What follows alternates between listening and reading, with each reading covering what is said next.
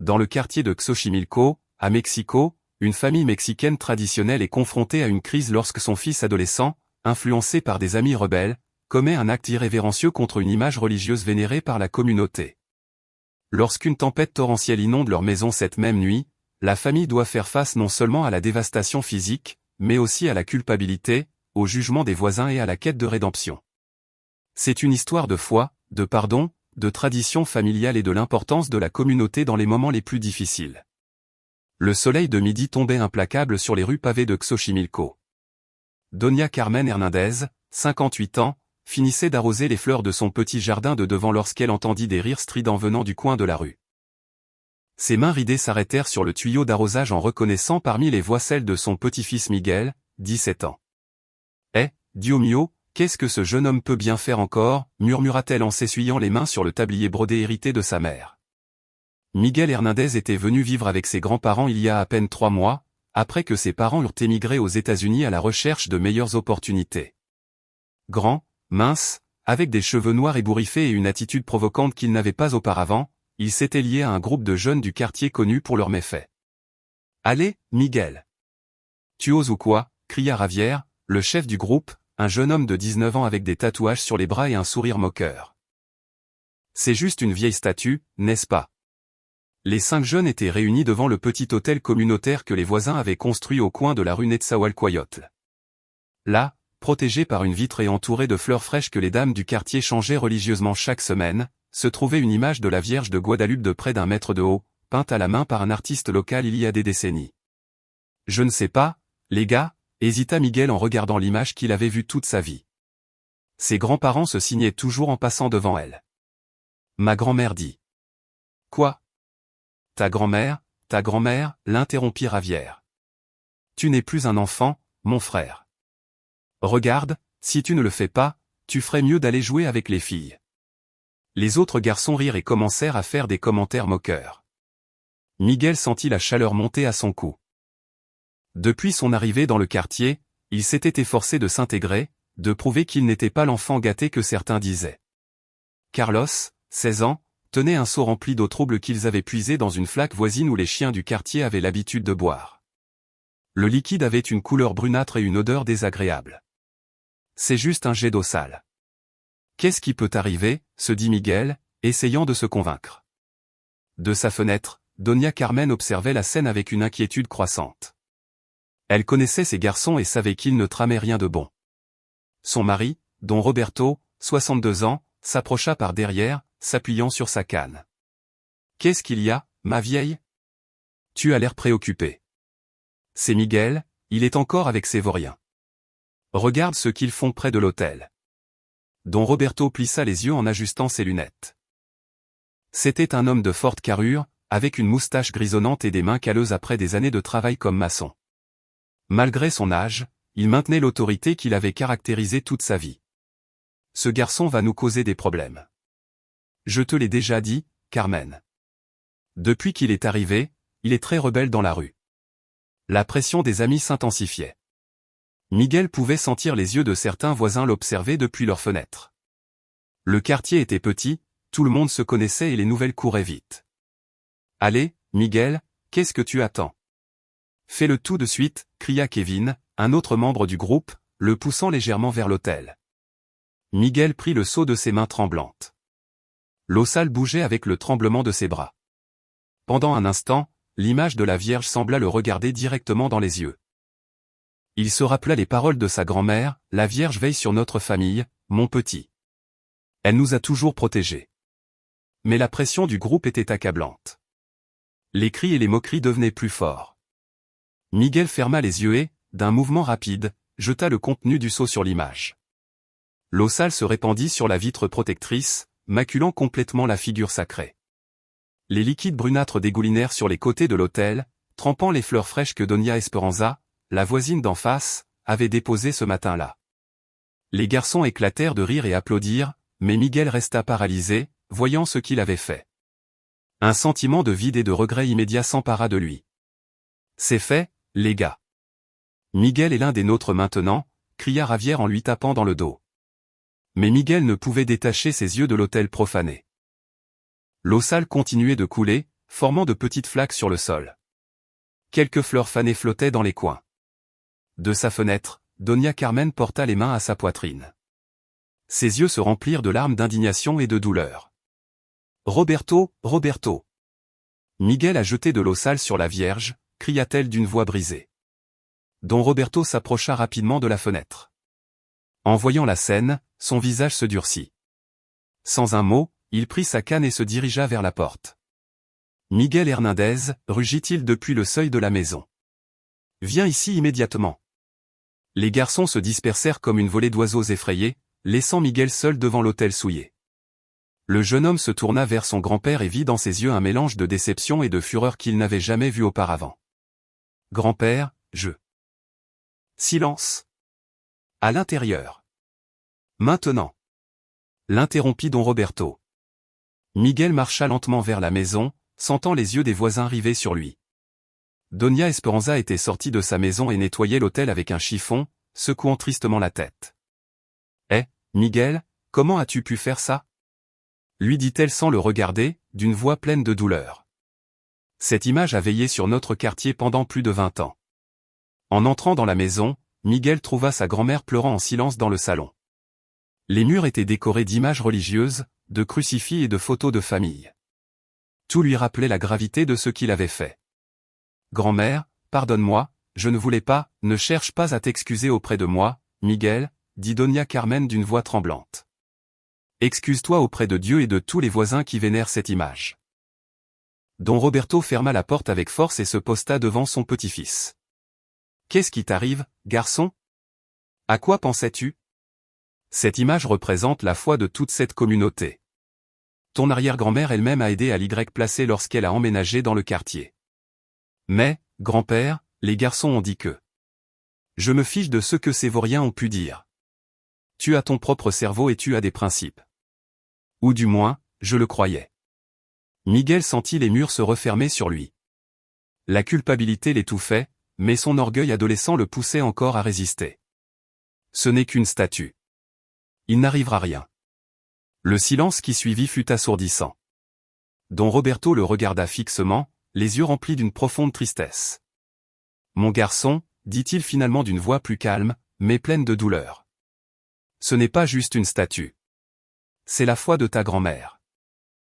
C'est la protection que cette famille a ressentie pendant des générations. C'est le respect pour quelque chose de plus grand que nous. » Doña Carmen s'approcha de Miguel et lui prit les mains. « Mon petit, quand tes parents sont partis, je leur ai promis de prendre soin de toi, de t'élever avec des valeurs. Comment vais-je leur expliquer ça ?» Pour la première fois depuis l'incident, Miguel sentit les larmes lui brûler les yeux, mais son orgueil blessé le maintenait inflexible. « Vous exagérez. Ce n'était qu'une blague. » Don Roberto secoua la tête et se dirigea vers sa chambre. « Va dans ta chambre, Miguel, et réfléchis bien à ce que tu as fait. Demain, nous irons nous excuser auprès de tous les voisins et nettoyer cet hôtel. » Miguel monta les escaliers vers sa petite chambre au 2e étage. De sa fenêtre, il pouvait voir l'hôtel, où Doña Esperanza et 2 autres voisines tentaient de nettoyer les traces d'eau sale. Il se jeta sur son lit et regarda le plafond. Pour la première fois depuis des mois, il se sentit complètement seul.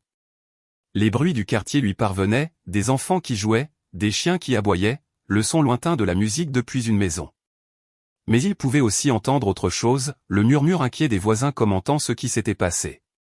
Il savait que demain tout le quartier parlerait de lui, et pas en bien.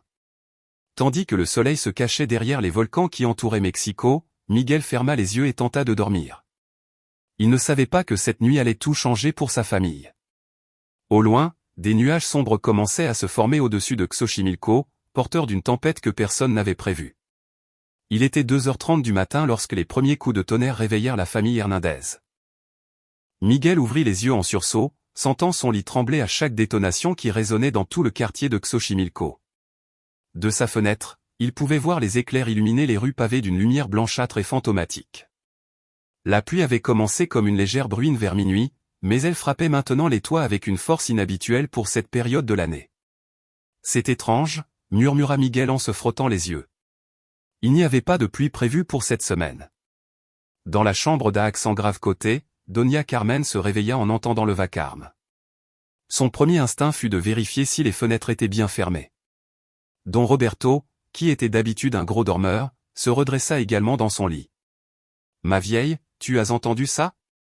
On dirait que le ciel va nous tomber dessus. »« Oui, Roberto. Et regarde comme il pleut. En 58 ans dans ce quartier, j'ai rarement vu une telle tempête en octobre. » Les vents commencèrent à souffler avec force, faisant bouger dangereusement les câbles électriques. Les feuilles des arbres volaient partout et le bruit des tuiles qui tombaient de certains toits s'entendait entre les coups de tonnerre. Miguel se pencha par la fenêtre et remarqua quelque chose d'étrange. L'eau dans la rue montait plus vite que la normale. Les bouches d'égout, qui drainaient habituellement bien l'eau de pluie, ne semblaient pas fonctionner. « Grand-mère !» cria-t-il depuis sa chambre.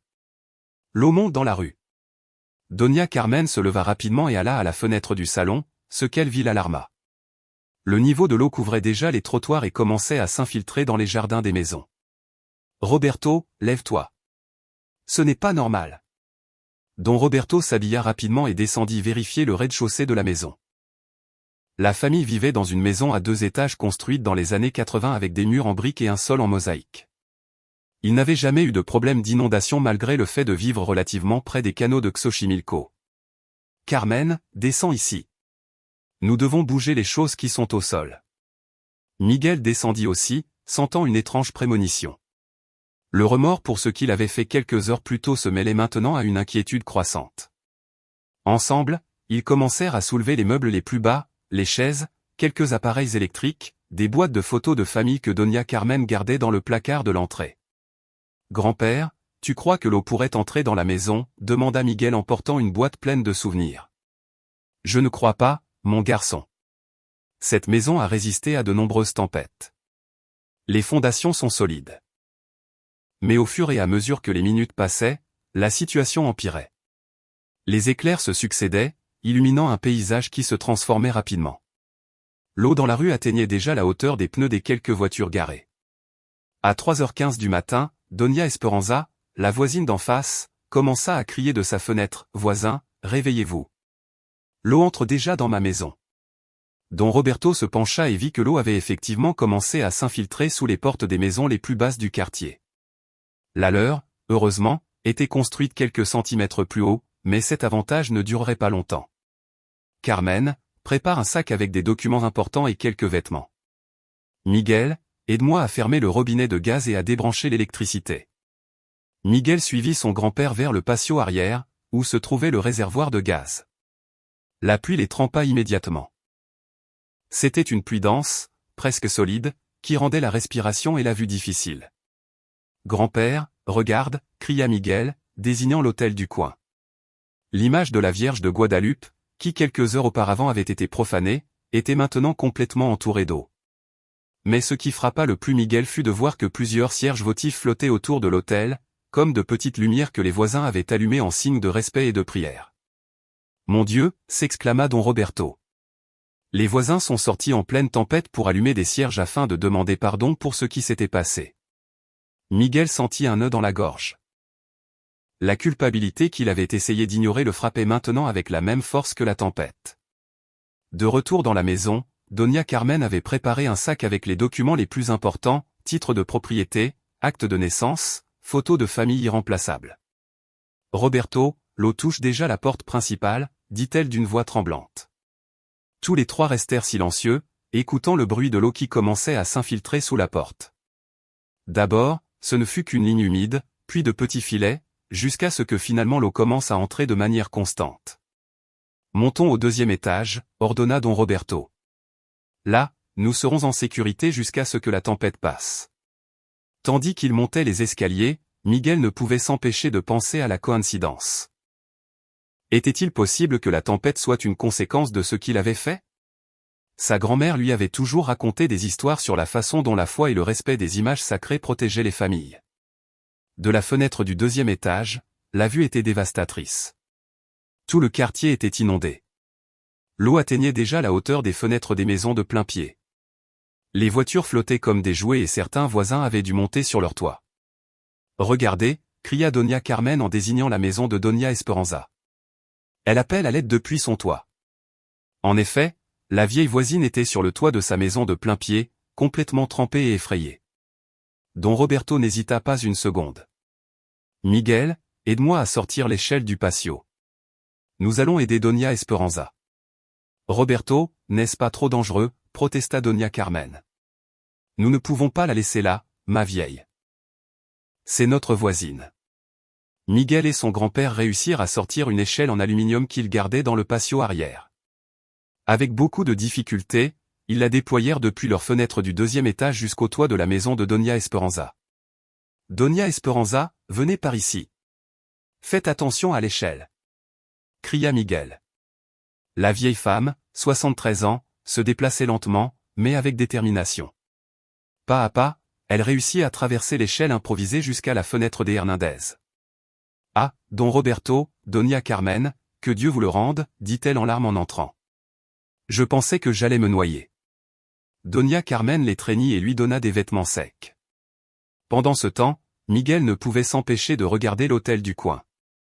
Malgré être entouré d'eau, les cierges continuaient de brûler comme de petits miracles flottants dans l'obscurité. Doña Esperanza, demanda Miguel d'une voix tremblante. Vous avez mis un de ces cierges? Oui, mon petit.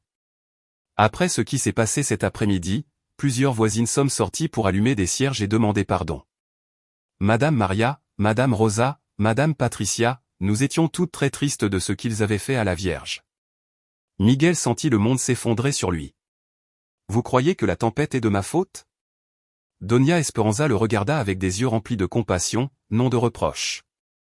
Ah, mon petit, nous ne connaissons pas les voies du Seigneur, mais je sais que lorsque nous manquons de respect au sacré, il y a toujours des conséquences, même si parfois ces conséquences nous apprennent quelque chose d'important. La tempête continua jusqu'à 6 heures du matin. Quand elle commença enfin à s'estomper, le panorama était désolant. Tout le quartier était inondé avec près d'1 mètre d'eau. Les commerces du rez-de-chaussée avaient perdu toutes leurs marchandises. De nombreuses familles avaient perdu des meubles, des appareils électroménagers, des souvenirs. Mais ce qui frappa le plus Miguel, c'est que malgré le chaos, les voisins commencèrent à sortir de leur maison pour s'entraider. Don Luis, le boucher, aidait la famille morale à sortir leurs affaires mouillées. Madame Patricia prêtait sa cuisinière à gaz à 3 familles qui avaient perdu la leur, et au centre de toute cette solidarité se trouvait l'autel de la Vierge. Bien qu'il ait été entouré d'eau toute la nuit, l'image avait résisté. La vitre de protection s'était brisée, mais la peinture était restée intacte. Miguel, lui dit son grand-père alors qu'ils observaient l'aube depuis la fenêtre. Tu vois ce qui se passe dehors? Oui, grand-père, les voisins s'entraident. C'est ça, la communauté, mon garçon. Quand l'un de nous échoue, nous échouons tous un peu. Mais quand nous nous unissons pour réparer les dégâts, nous en sortons tous plus forts. Miguel regarda l'eau qui recouvrait encore les rues. Puis il regarda l'hôtel où les cierges étaient encore allumés et enfin il regarda son grand-père. Grand-père, je veux descendre aider à nettoyer l'hôtel. Don Roberto sourit pour la première fois depuis la veille. C'est bien, mon petit, mais d'abord, nous devons attendre que l'eau baisse et quand nous le ferons ensemble en famille. Tandis que le soleil se levait sur Xochimilco, apportant la promesse d'un nouveau jour, Miguel comprit que la vraie tempête n'avait pas été celle de dehors, mais celle qu'il portait en lui depuis qu'il avait manqué de respect à quelque chose d'aussi important pour sa communauté. Et maintenant, pour la première fois depuis des heures, il sentait qu'il y avait un moyen de réparer son erreur. L'eau mit 3 jours à se retirer complètement du quartier. Pendant ce temps, Miguel n'avait pas bien dormi. Chaque fois qu'il fermait les yeux, il voyait l'image de la Vierge souillée par l'eau sale, puis la dévastation qui avait suivi. C'était vendredi matin quand ils purent enfin descendre au rez-de-chaussée de la maison. Les dégâts étaient considérables. Les meubles en bois étaient gonflés. Le réfrigérateur avait cessé de fonctionner et une marque grise sur les murs montrait jusqu'où l'eau était montée.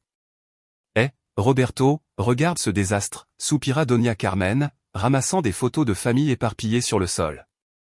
Beaucoup étaient abîmés par l'eau. Don Roberto examina les dégâts en silence. Après 35 ans de travail comme maçon, il savait que la réparation de la maison leur coûterait plusieurs mois de travail et beaucoup d'argent qu'ils n'avaient pas. Bon, ma vieille, au moins nous avons où dormir et nous sommes en vie. Miguel les observait depuis les escaliers, sentant que chaque mot de ses grands-parents était comme un coup de poignard. Il savait, même si personne ne le lui disait directement, qu'il était responsable de tout ce qui s'était passé. « Grands-parents, laissez-moi vous aider » dit-il en descendant et en prenant un balai. Non, mon petit, répondit Doña Carmen d'une voix fatiguée. Va à l'école. Nous nous occupons de ça. Mais grand-mère. Que tu ailles à l'école, lui cria don Roberto avec plus de dureté qu'il n'en avait jamais utilisé avec son petit-fils. Tu as déjà causé assez de problèmes. Miguel resta paralysé. Son grand-père ne lui avait jamais crié dessus ainsi. Il prit son sac à dos et sortit de la maison sans un mot. Marcher dans les rues du quartier était comme traverser un champ de bataille. La boue recouvrait tout. Les commerces avaient leurs portes ouvertes pour aérer et partout on voyait des meubles, des matelas et des appareils électroménagers endommagés empilés sur les trottoirs. En passant devant l'hôtel du coin, Miguel s'arrêta. Plusieurs voisins étaient là, nettoyant et réparant les dégâts. Madame Maria avait un seau d'eau propre et de savon, essayant d'enlever les taches qu'il avait laissées. Monsieur Joaquin, un menuisier du quartier, examinait le cadre en bois endommagé par l'humidité. Bonjour, Miguel, le salua Madame Maria sans le regarder directement. Bonjour, Madame Maria, répondit-il d'une voix à peine audible. Comment vont tes grands-parents, mon garçon? Bien, enfin, triste à cause de la maison. Madame Maria continua de frotter l'image en silence.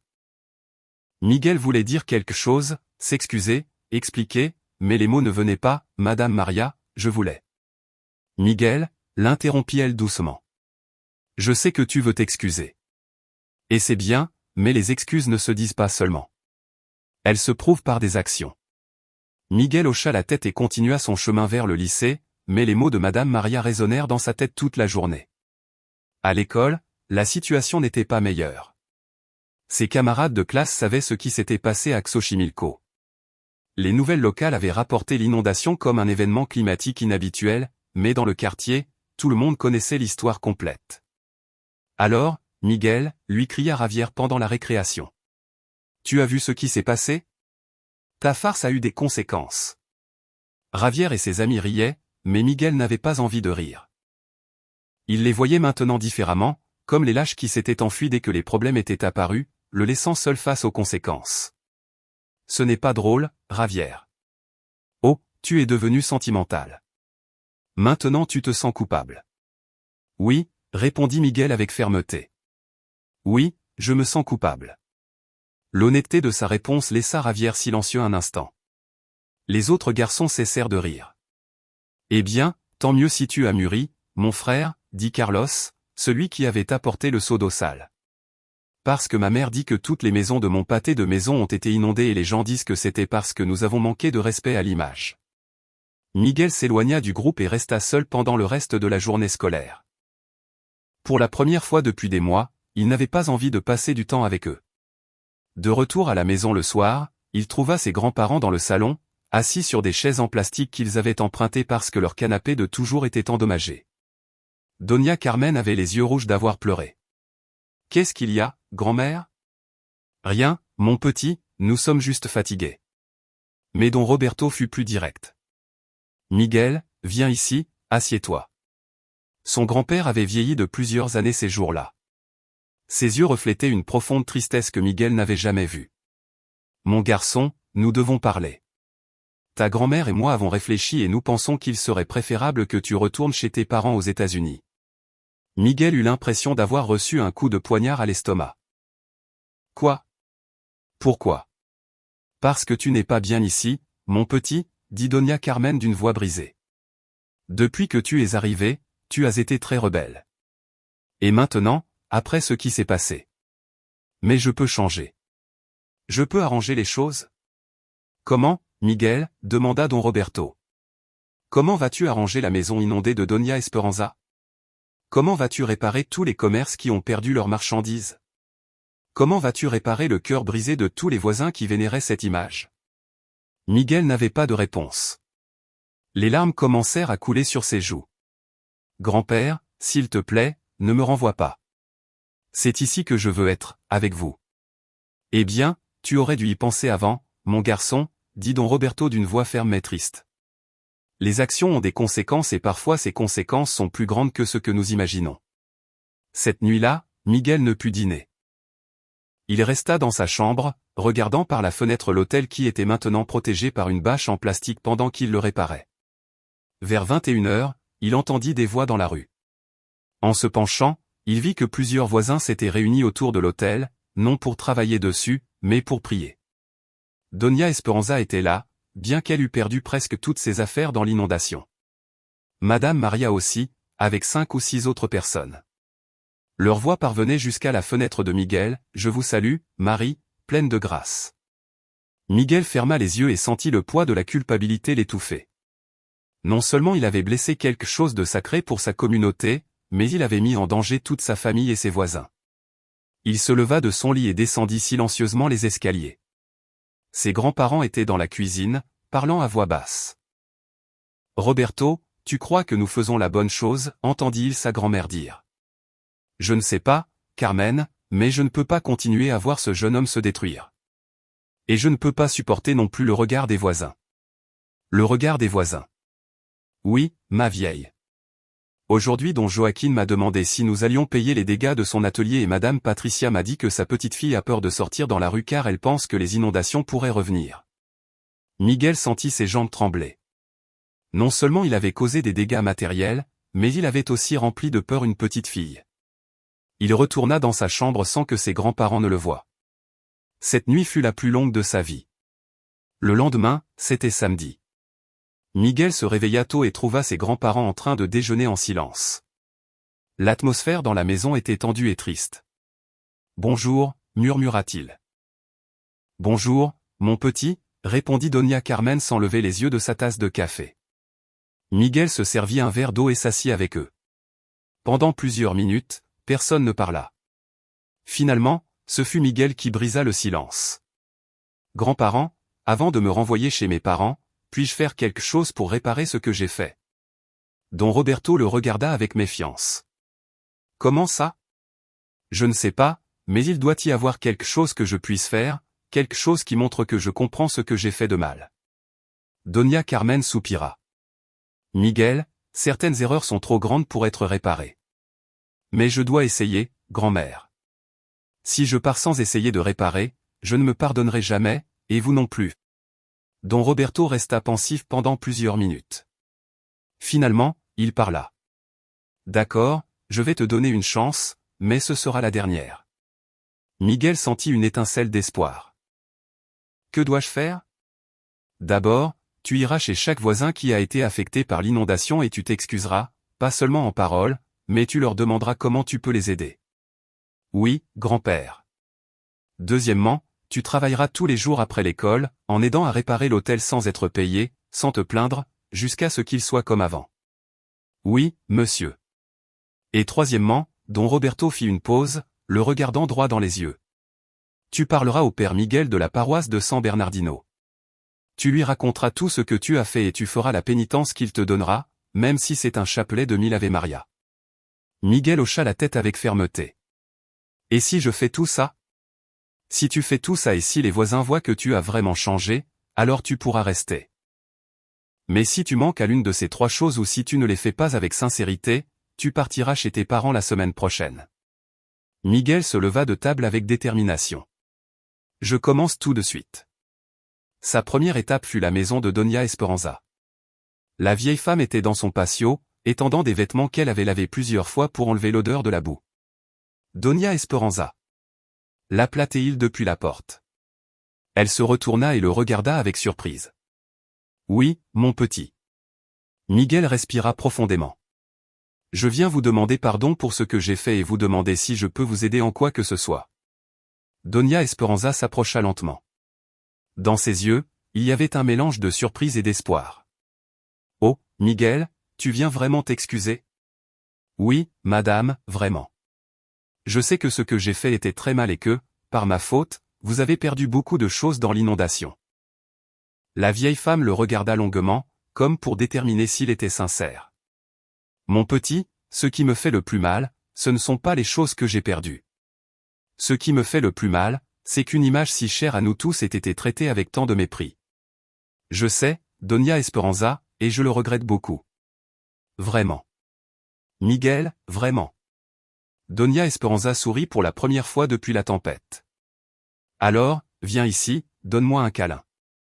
Miguel s'approcha et la vieille femme l'étreignit fortement. Tu es pardonné, mon petit, mais maintenant tu dois montrer que tu as appris. Comment puis-je vous aider? Eh bien, je dois déplacer cette armoire qui a gonflé avec l'eau et j'ai aussi besoin d'aide pour nettoyer la boue qui est restée collée au mur. Miguel retroussa ses manches et commença à travailler. Pendant les 3 heures suivantes, il aida Doña Esperanza à déplacer des meubles, à nettoyer les murs et à organiser les quelques biens qui avaient survécu à l'inondation. Pendant qu'il travaillait, la vieille femme lui raconta des histoires sur l'autel et l'image de la Vierge. Sais-tu que cette image a été peinte par le maître Aurelio il y a 25 ans? Non, Doña Esperanza. Oui, mon petit. Le maître Aurelio était un peintre très célèbre ici à Xochimilco. Quand l'autel a été construit, il a donné de son temps pour peindre cette image. Il a dit qu'il voulait que la Vierge veille sur toutes les familles du quartier. Miguel sentit la culpabilité s'intensifier. Le maître Aurelio vit toujours? Oui, mon garçon. Il vit dans la rue Cuauhtémoc, près du marché. C'est un homme très âgé, presque 80 ans. Miguel resta pensif, peut-être pourrait-il lui parler aussi. Quand il eut fini d'aider Doña Esperanza, Miguel alla de maison en maison, s'excusant auprès de chaque voisin affecté. Madame Maria le reçut à bras ouverts et lui demanda de l'aider à nettoyer son épicerie. Monsieur Joaquin fut plus froid, mais lui permit de l'aider à sécher les outils de son atelier qui avaient rouillé avec l'eau. À la fin de la journée, Miguel avait visité 12 maisons. Dans certaines, il avait été pardonné immédiatement, dans d'autres, ils avaient été plus réservés, mais tous avaient accepté ses excuses et son aide. Quand il rentra chez lui au crépuscule, il était épuisé, mais il se sentait mieux que depuis des jours. « Comment ça s'est passé, mon petit ?» lui demanda Doña Carmen. « Bien, grand-mère. Demain après la messe, je vais commencer à travailler sur l'autel. » Don Roberto hocha la tête en signe d'approbation. « Je suis content de te voir comme ça, Miguel. » C'était le petit-fils dont je me souvenais. Cette nuit-là, pour la première fois en une semaine, Miguel put dormir tranquille. Il avait encore beaucoup de travail devant lui, mais il avait au moins commencé à réparer le mal qu'il avait causé. Et bien qu'il ne le sût pas encore, sa véritable épreuve ne faisait que commencer. 3 semaines s'étaient écoulées depuis que Miguel avait commencé son processus de réparation. Chaque jour après l'école, il se rendait directement à l'hôtel du coin pour travailler avec Don Joaquin et d'autres voisins à sa restauration.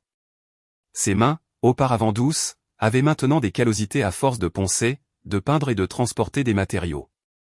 L'hôtel reprenait forme. Ils avaient réparé le cadre en bois, remplacé la vitre de protection brisée et nettoyé complètement la base en béton. Mais le plus important était qu'ils avaient réussi à restaurer presque entièrement l'image de la Vierge, bien qu'il restât encore quelques taches qui semblaient impossibles à enlever. « Miguel, passe-moi le papier de verre fin », lui demanda Don Joaquin, un homme de 55 ans aux mains expertes et à la patience infinie. « Le voici, Don Joaquin. Croyez-vous que nous pourrons finir le cadre aujourd'hui? » « Je pense que oui, mon garçon.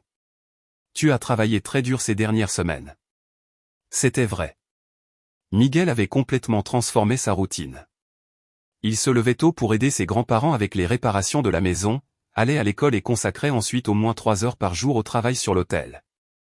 Les week-ends, il travaillait à temps plein, à la fois sur l'hôtel et en aidant les voisins qui se remettaient encore des dégâts de l'inondation. « Don Joaquin », dit Miguel en ponçant un coin du cadre. « Croyez-vous que le maître Aurelio voudra venir voir l'hôtel quand nous aurons fini? » « Je ne sais pas, mon garçon. Il est très âgé et ne sort presque plus de chez lui. Mais tu peux essayer de lui rendre visite. » Miguel pensait au maître Aurelio depuis que Doña Esperanza lui en avait parlé. Il sentait qu'il devait s'excuser directement auprès de l'artiste qui avait créé l'image. Ce samedi matin, après avoir aidé à l'hôtel, Miguel se dirigea vers la rue Cuauhtémoc. La maison du maître Aurelio était petite, mais bien entretenue, avec un jardin rempli de fleurs et plusieurs sculptures en argile qu'il avait lui-même réalisées. Miguel frappa à la porte avec nervosité. Après plusieurs minutes, un homme très mince et courbé ouvrit la porte. Ses yeux, bien qu'entourés de rides, brillaient d'une intelligence vive. « Oui, jeune homme. Êtes-vous le maître Aurelio? »« Oui, c'est moi. »« Que désirez-vous » Miguel respira profondément. « Maître, je suis Miguel Hernandez. Je suis le jeune homme qui a jeté de l'eau sale sur l'image de la Vierge que vous avez peinte. » Le visage du vieil homme se durcit légèrement, mais il ne ferma pas la porte. « Ah, c'est toi. »« Oui, monsieur. Je viens vous demander pardon. Je sais que je n'ai pas le droit de vous le demander, mais je voulais que vous sachiez que je suis profondément désolé. Le maître Aurelio le regarda un long moment, étudiant son visage. Entre, jeune homme. Nous allons discuter. L'intérieur de la maison était comme un musée. Les murs étaient recouverts de peintures, de sculptures et de photographies d'œuvres que le maître avait créées tout au long de sa vie. Dans un coin, Miguel put voir un chevalet avec une peinture à moitié terminée. « Asseyez-vous » lui dit le vieil homme en désignant une chaise en bois sculptée à la main. Miguel s'assit, sentant qu'il était en présence de quelqu'un de très spécial. « Raconte-moi, mon garçon, pourquoi as-tu fait ça ? » Miguel hésita, je voulais faire bonne impression auprès de quelques amis. Je pensais que c'était juste une farce. Juste une farce ? Non, maître. Maintenant, je sais que ce n'était pas que ça. C'était un terrible manque de respect. Le maître Aurelio se leva lentement et marcha vers une de ses peintures. Sais-tu combien de temps il m'a fallu pour peindre cette image, Miguel ? Non, monsieur, 3 mois. Mais ce n'était pas 3 mois de simple travail, c'était 3 mois de prière, de réflexion, de mettre mon cœur dans chaque coup de pinceau. Miguel sentit que sa gorge se serrait. Quand j'étais jeune comme toi, continua le maître, j'ai aussi fait des choses que j'ai regrettées. Je manquais la messe, je manquais de respect à mes parents, je gaspillais mon talent dans des choses sans importance. Vraiment, maître ? Oui, Miguel, mais un jour, je me suis rendu compte que mes dons, ma capacité à peindre, n'étaient pas seulement les miens, c'était un cadeau que je devais utiliser pour quelque chose de plus grand que moi-même. Le vieil homme retourna à sa chaise. Quand j'ai peint cette image de la Vierge, je ne l'ai pas fait pour qu'on m'admire. Je l'ai fait parce que je savais que les familles du quartier avaient besoin de quelque chose de beau, de sacré qui les accompagnerait dans leur joie et leur tristesse. Maître, y a-t-il un moyen pour que je puisse réparer complètement ce que j'ai fait ? Dis-moi, qu'as-tu fait jusqu'à présent ? Miguel lui raconta ses excuses aux voisins, le travail sur l'autel, l'aide aux familles affectées et sa visite au père Miguel pour confesser sa faute. Tout cela est très bien, mon garçon, mais il y a quelque chose de plus important que tu dois faire. Qu'est-ce que c'est, maître ? Tu dois te pardonner à toi-même. Miguel le regarda avec confusion. Je ne comprends pas, maître. J'ai vu de nombreux jeunes porter des culpabilités qui les détruisent de l'intérieur. La véritable rédemption ne vient pas seulement de la réparation du tort externe, mais de la guérison du tort interne.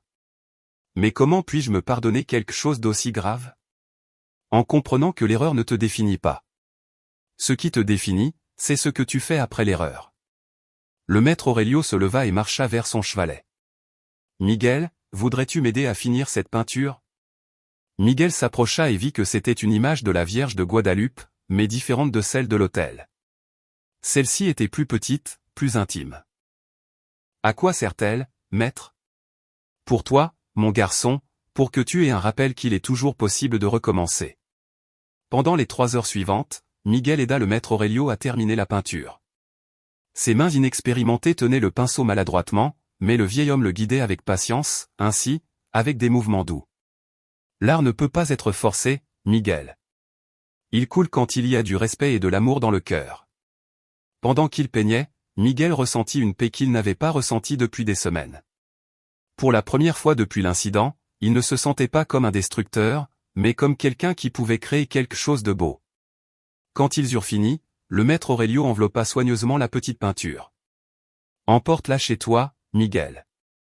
Et quand tu la verras, souviens-toi que le pardon est réel et que tu peux toujours choisir d'être une meilleure personne. » Miguel rentra chez lui avec la peinture sous le bras et le cœur léger.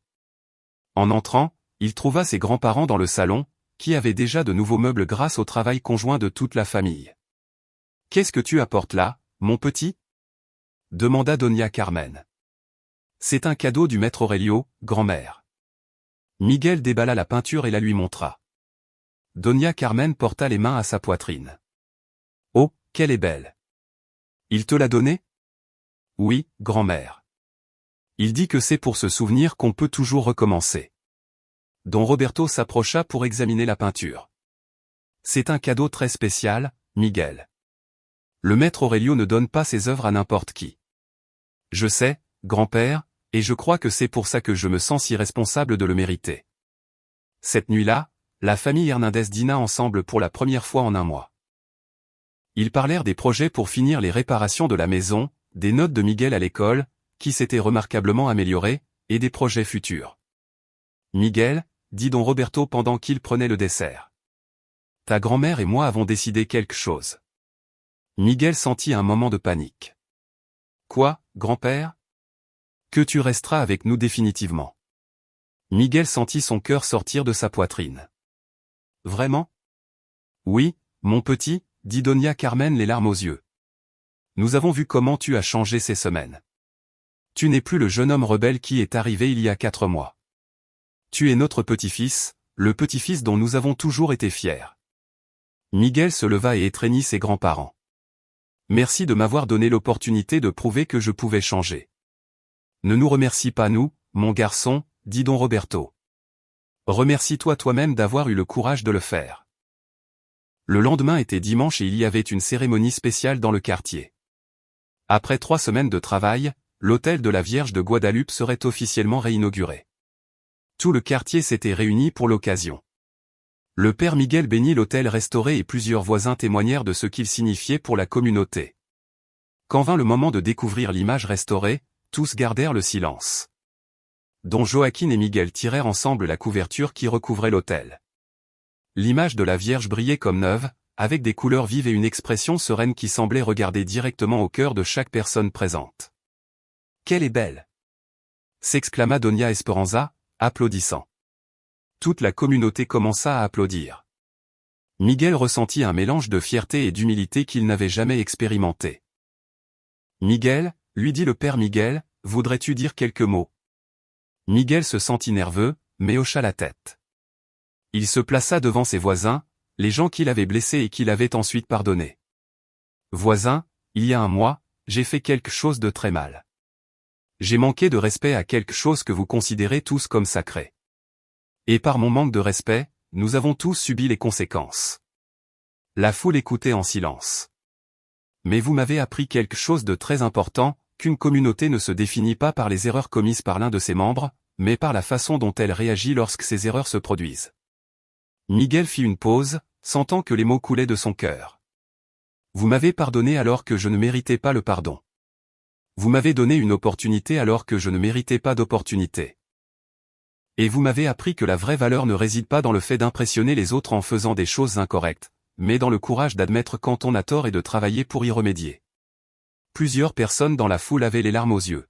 « Je promets que je ne manquerai plus jamais de respect à quelque chose d'important pour notre communauté et je promets que j'utiliserai ce que j'ai appris de cette expérience pour être une meilleure personne, un meilleur petit-fils et un meilleur voisin. » La foule applaudit chaleureusement. Doña Esperanza s'approcha et lui donna une accolade. « Je suis fier de toi, mon petit. » Tandis que la cérémonie se terminait et que les familles commençaient à se disperser, Miguel resta un instant de plus devant l'autel. L'image de la Vierge semblait lui sourire comme pour lui dire que tout était pardonné. « À quoi penses-tu, Miguel ?» lui demanda don Roberto en s'approchant. « Je pensais qu'il y a un mois, j'avais gâché ma vie pour toujours et il s'avère que ce que je pensais être ma pire erreur est devenu la meilleure leçon que j'ai jamais reçue. C'est ça, mon garçon. Parfois Dieu a des manières étranges de nous enseigner ce que nous devons apprendre. » Miguel hocha la tête, comprenant que certaines questions n'ont pas besoin de réponses exactes, seulement d'acceptation et de gratitude. Cet après-midi-là, en aidant sa grand-mère à préparer le dîner, Miguel accrocha la petite peinture du maître Aurelio dans sa chambre. Chaque fois qu'il la regarderait, il se souviendrait non seulement de l'erreur qu'il avait commise, mais de la communauté qu'il avait pardonnée, de la famille qu'il avait soutenue et de la leçon la plus importante de toutes, que la vraie force ne vient pas du fait de causer du tort, mais d'avoir le courage de le réparer. Et dans le quartier de Xochimilco, où les rues pavées gardent les histoires de générations, où la foi et la communauté s'entrelacent comme les canaux qui lui donnent vie, où une image de la Vierge de Guadalupe veille sur les familles depuis un coin de rue, l'histoire de Miguel Hernandez est devenue une leçon qui se transmettrait de parents en enfants, qu'importe l'ampleur de notre erreur, il y a toujours une opportunité de rédemption quand on a le courage de la saisir.